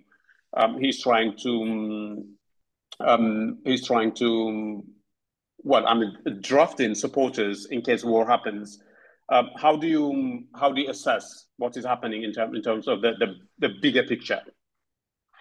Well, I mean, we have partly covered it, I believe, but I think there is no doubt about it that Isaias has outmaneuvered Abiy when it comes to the realignment of forces around Ethiopia and Eritrea and the region in general. So my question is not that, I'm sure that especially when it comes to Somalia, Egypt, and Saudi Arabia, and also, of course, Sudan, Isaias has outmaneuvered Abiy, there is no doubt about that.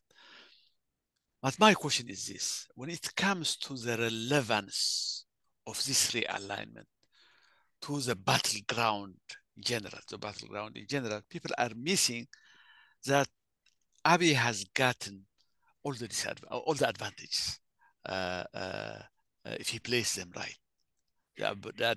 Most of them are internal ones, have nothing to do with the realignment for example, why would he need the approval of Kenya or South Sudan, in this war. They would condemn him, do something like that, but the best part of it is the inside alignment.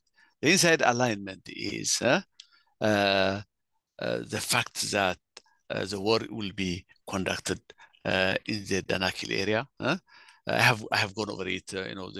In many ways, both demographically, the ethnic components, the Afaris, the topography, and finally Tigray. If he gets that right, then he can do it, I believe. The problem with Abiy is he wants to have it all. He wants a weak Tigray, and at the same time, he wants to use them in the fight against Eritrea. Almost, I have used the example of Chechens in Russia, Chechnya. Remember how Russia, at first, how it almost succeeded in seceding from Russia. And then, of course, with terrorism and other things, Russia came back in vengeance and vanquished, totally destroyed Chechnya. But after that, Putin is a much smarter guy than Abiy.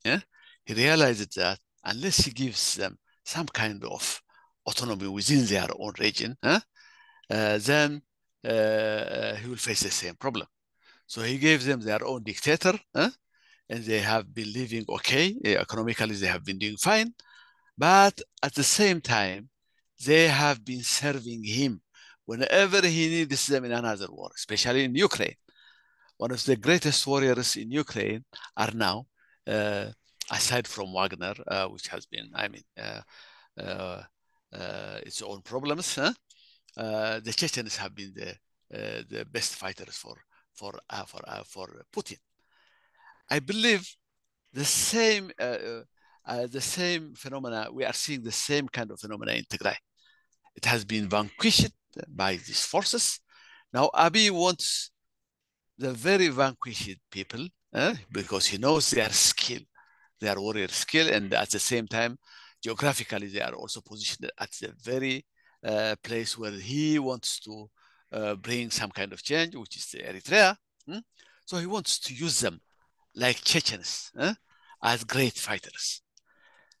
What I am saying is that, in order to also to cover the previous argument, the Tigrayan leadership has to know that it has a great leverage with it. It has been working as a buffer zone between Eritrea and Ethiopia. The reason why Eritrea is mad is because it has been interrupted in the war Tholifnat, as Isaias has put it, in that war. He wants to vanquish Tigray, not only to reach Mekelle, but also to reach Addis Ababa.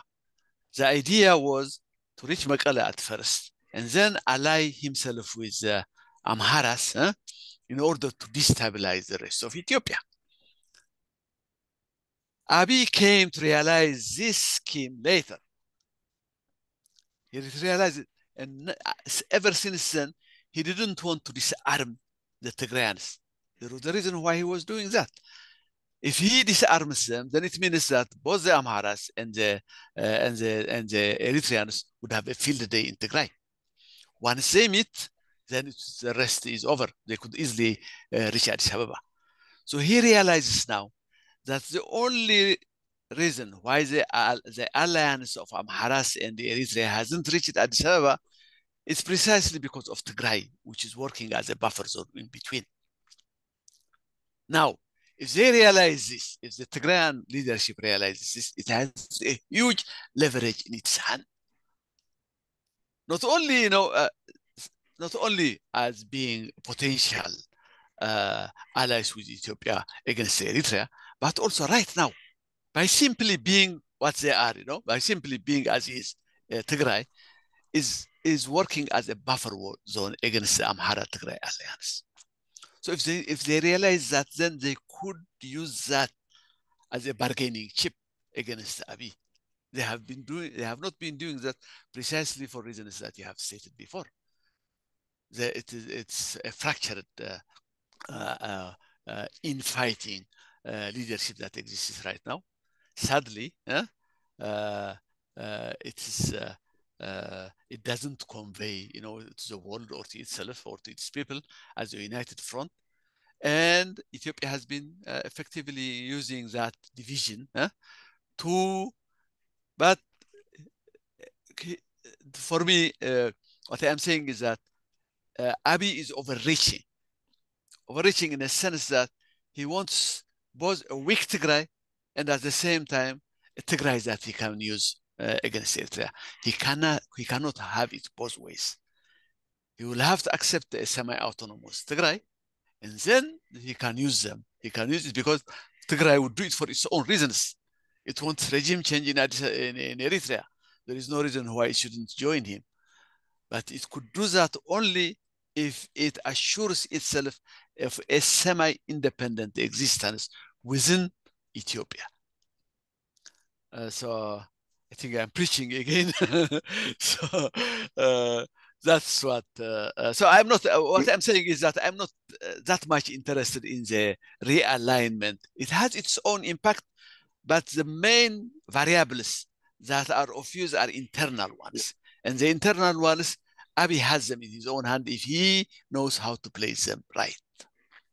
Well, I think you are more than justified to be lukewarm about the whole alignment thing in the Horn of Africa. Just one final point, and I'm really thankful for your time, Yosief, because we are now approaching the 2 hours mark. It has been a marathon run, so thank you for that. But one final point. We mentioned the idea of regime change a lot over the course of this discussion, but to be direct and blunt, what do you think is the prospect of regime change in Eritrea now? And to be precise, Ethiopia orchestrated and instigated regime change in Eritrea. Is that a far off concept, or is it something that could happen? Well, it it could happen, but the problem is, Abiy has been the main obstacle for doing this. He could have done it in a direct way. If he had said, this regime has to go, precisely because not only is it creating instability inside Ethiopia, training and arming the Amhara insurgents and Oromo insurgents and so forth. Not only is it doing that, not only is it destabilizing Ethiopia, it's also preventing Ethiopia from using its ports. As a result of this, this regime has to go. If he has stated that clearly, then no doubt at all, tens of thousands of Eritreans would have joined this movement. Tens of thousands. I have seen how the youth movement, for example, over here, there are many movements outside I mean, in diaspora, for example, there is a Felsi movement, which is a seedling for peace and democracy in Eritrea that I lead. There is a Brigade Nahamadu, a youth movement of thousands of young Eritreans. And there are also other opposition groups that are ready to fight against this regime so far as the goal is clearly stated as attaining regime change in Eritrea. So it could happen what you have said along the way. If it is defeated, Eritrea defeated, and the land, of course, the Assam is taken, then it might necessarily follow that the regime in Asmara has fallen, but it will create other problems, both for the regime, especially for Tigray, as I said before. Any other regime that comes after that, would it would be hostile to Ethiopia, definitely. Having lost the Danakil Desert, the Danakil Strip, having lost more than 500 kilometers of its coast, you wouldn't expect such a government would be friendly to Ethiopia. So, to me, the best way is for Abiy to restate his goal, and the result would be immediate for all the right reasons. Tigray would be happy because it would be scot-free of encirclement. It would have a friendly government in Eritrea. and at the same time, Ethiopia would be happy for the same reasons, and they could use the port probably in a more, advantageous way than they are having right now with Djibouti. And so everything the Western world would want, I'm sure, for the madman in Asmara to go. They would have been happy as a result of that, and the neighborhood in general would have realized that a constructive regime, a constructive government in Eritrea would be beneficial to all those places around that area. Well, thank you very much, Yosef. We have covered a lot of ground, and that will be that from me. But Okay. if there is something that you would like to say by way of final remark, the only that one would be that wonderful. we probably the only one that we have missed is the Jeddah agreement and the Pretoria agreement. Oh yeah, please expand on that. Yeah, say a few words about that. Well, let me say this. I think the Jeddah agreement. Although nobody has seen exactly what it is that they agreed. We could surmise from tidbits of information, tidbits of evidence that has been coming out. For example, the very fact that, for example, Abiy has been saying, "Asab no kafalo," or what we will share is Asab. Remember that word in the Millennium Hall, where the audience went, were shouting in joy. So he couldn't have said those words unless they had agreed some kind of agreement with Isaias on, in particular, with what is concerns in Asab. Okay, so that's one. So there is also on trade and security, for example, the idea of securing the Red Sea with the help of Ethiopia. Also, they did have. I'm sure they had some kind of security pact that they have come up with. Had they not that, then the navy that Abiy was building was precisely because of that. So they had some kind of agreement on both of them, in addition to, of course, Somalia, that they agreed on how to protect the Red Sea. And then there is also on the political front, the issue of confederation comes again and again. I don't think it's out of nothing that Abiy has been saying so. So in a sense, the question is, what did Abiy had in mind and what did Isaias had in mind is probably the question that we have to ask. To me, Isaias is a very, scheming person. To me, what he did was, he gave all the things that Abiy wants. He said, okay, yes, for a simple purpose. One is, he has to get to Tigray. He has to get to the destruction of Tigray by hook or by crook. Abiy would be convinced in entering this alliance only if Isaias promised on all these things. I'm sure what Isaias has said is we cannot we cannot have this relationship with you. We cannot open up our ports. We cannot have this security together. We cannot create a confederation precisely because of Tigray. Tigray is sitting in the middle without eliminating the Tigray government and probably Tigray itself.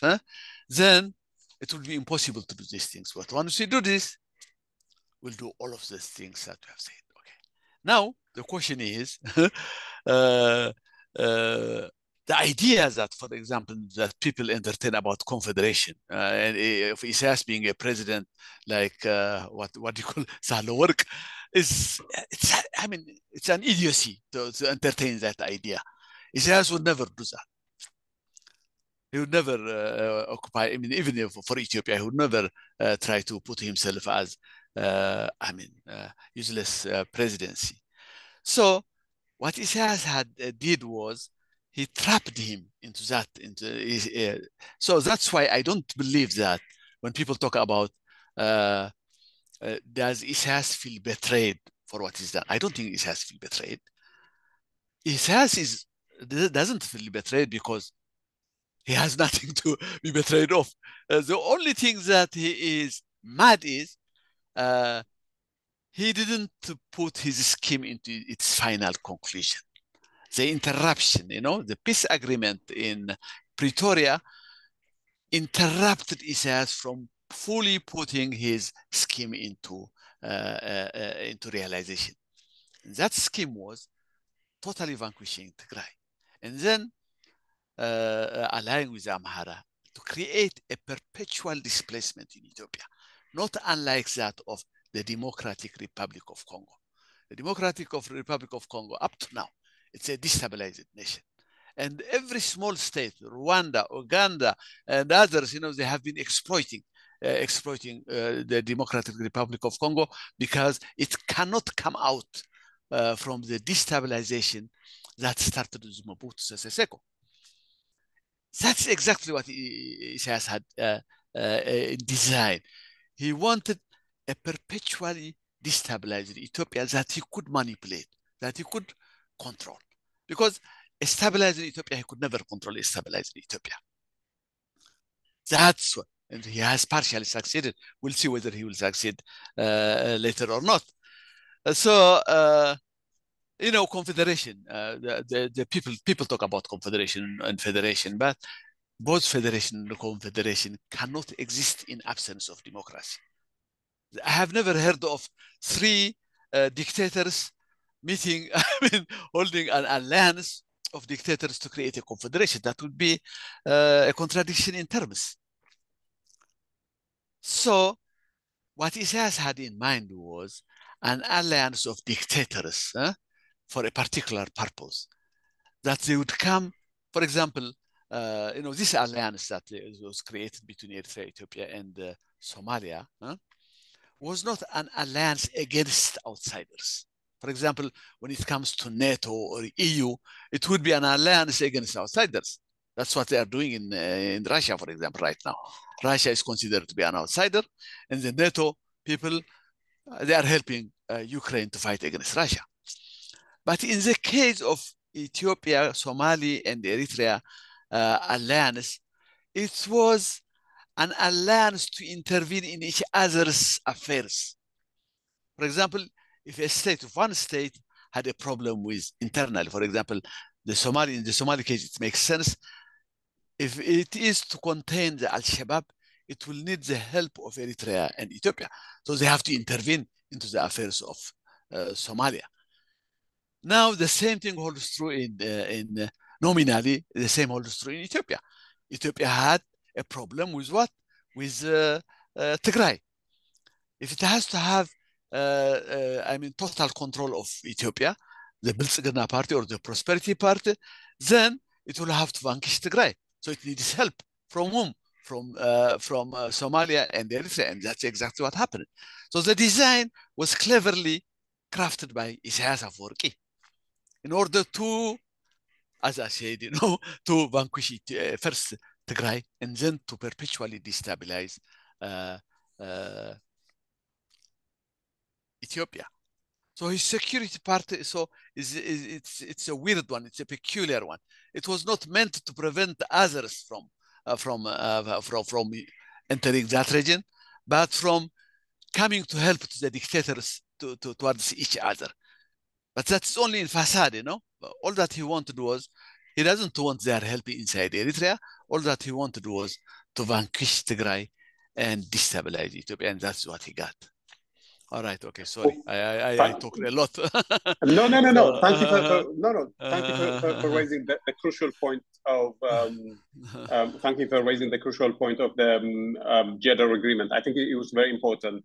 It wasn't without reason that Abiy has been touting a naval force or maritime force. It was because he thought that he had signed an agreement with Isaias to institute some sort of shared administration of the coastal area.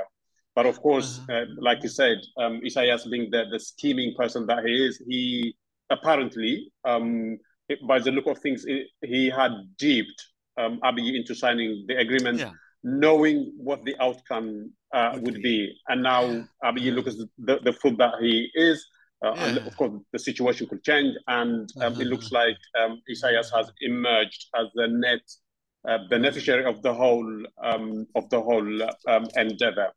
But thank you very much, No problem. Yosef. No problem. That was a wonderful education for me, and I'm sure that our viewers are going to find your analysis very lucid and educational. So thank you. I'm sure that Yeah, we're going to try to have you on again and again as the no problem. situation develops.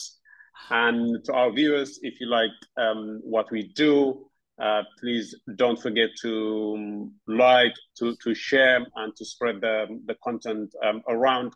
But for today, that was that, and bye bye. All right. Thank you. Thank you.